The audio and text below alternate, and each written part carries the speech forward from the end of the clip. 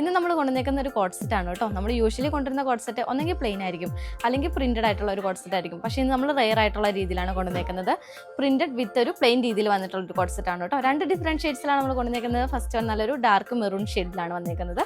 Next one വന്നേക്കുന്നത് നോക്കി നല്ലൊരു ബ്ലാക്ക് ഷെയ്ഡ്. എല്ലാവർക്കും ഫേവറേറ്റ് ആയിട്ടുള്ള ഷെയ്ഡ്സ് ആണ്. 2 ഡീറ്റെയിൽസിലേക്ക് നോക്കാം. അജ്രക് പാറ്റേണിൽ വന്നിട്ടുള്ള ഒരു ടോപ്പ് മോഡലാണ് നമ്മൾ യോക്ക് പോർഷന് താഴത്തേക്ക് ചെയ്തിരിക്കുന്നത്. സ്ലിറ്റഡ് ആയിട്ടുള്ളൊരു ടോപ്പാണ്.